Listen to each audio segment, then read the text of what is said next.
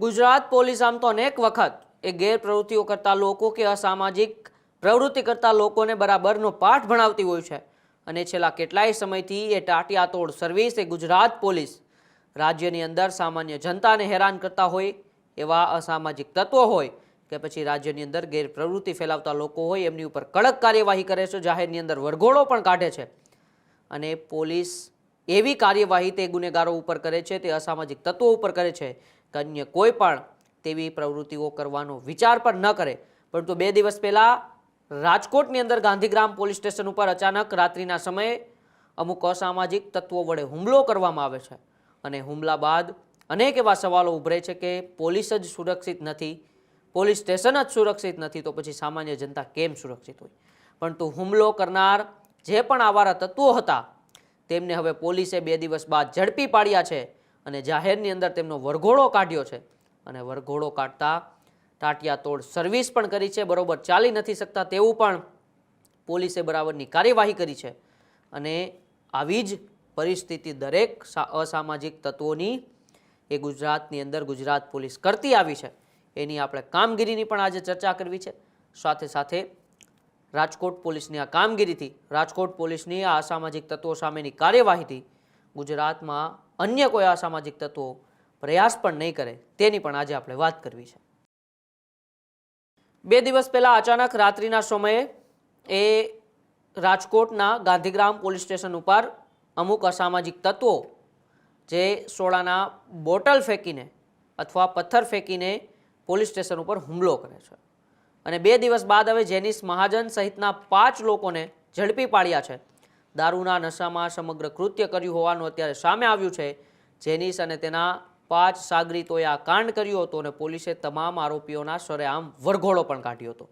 જ્યાં તેમણે આતંક મચાવ્યો હતો ત્યાં જ આરોપીઓને એ રાજકોટ પોલીસે કુકડા બનાવ્યા હતા અને સાથે સાથે પોલીસ અમારા દાદા છે એવા સૂત્રો પણ આરોપી પાસે પોલીસે બોલાવીને દરેક અસામાજિક તત્વોને એક સંદેશો આપ્યો હતો કે જો તમે સામાન્ય જનતાને તો ખરા જ પરંતુ પોલીસને પણ લલકારવાનો પ્રયત્ન કરશો તો પછી તમારી હાલત કેવી થશે. આવો એ પહેલાં વિડીયો જોઈએ જ્યારે તમામ અસામાજિક તત્વોને રાજકોટ પોલીસે જ્યારે એ ઘટના સ્થળે લઈ ગઈ અને ઘટના સ્થળે જ્યારે એમનો વરઘોડો કાઢ્યો ત્યારે શું સૂત્રો બોલાવ્યા આપણે પહેલાં વિડીયો જોઈએ.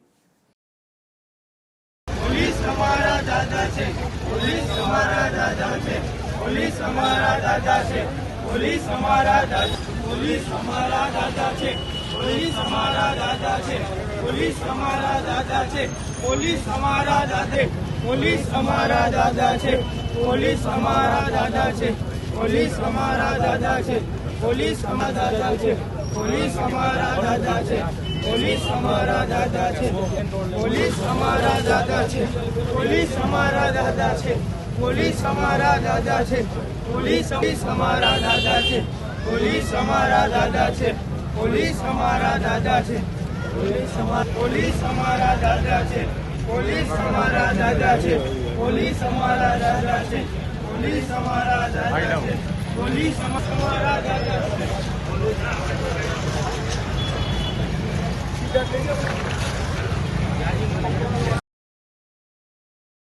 આ વિડીયોની અંદર આપણે જોયું કે દરેક એ 5 અસામાજિક તત્વો જેમણે એ ગાંધીગ્રામ પોલીસ સ્ટેશન ઉપર હુમલો કર્યો હતો એ બરાબર ચાલી પણ નથી શકતા, એટલે કે રાજકોટ પોલીસે એમની ટાટિયાતોડ સર્વિસ કરી અને સાથે સાથે સૂત્રો પણ બોલાવ્યા કે પોલીસ અમારી દાદા છે, એટલે કે અમે જે કૃત્ય કર્યું એ કૃત્ય હવે બીજા કોઈ ના કરતા, નહીતર ગુજરાત પોલીસ, રાજકોટ પોલીસ તમારો કેવી હાલત કરશે. અને આજ પોલીસની કાર્યવાહીથી અત્યારે અસામાજિક તત્વોમાં પણ ફફડાટ વ્યાપી ગયો છે. આરોપીઓનો વરઘોડો જોવા લોકોના ટોળે ટોળા ઉમટી પડ્યા હતા.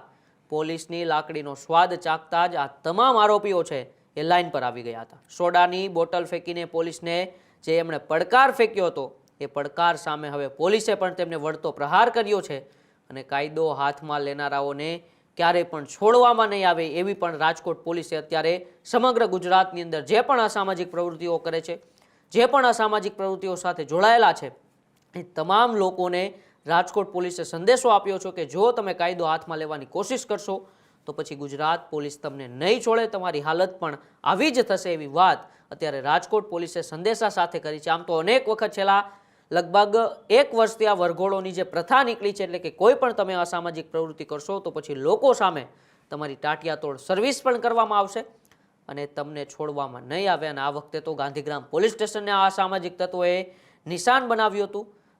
દારૂના નશામાં ધૂત થઈને એ ગાંધીગ્રામ પોલીસ સ્ટેશન ઉપર હુમલો કર્યો અને ત્યારબાદ સોડાની બોટલો પણ ફેંકી અને હવે એ જેનિસ સહિતના 5 સાગરીતોને રાજકોટ પોલીસે પકડી પાડ્યા.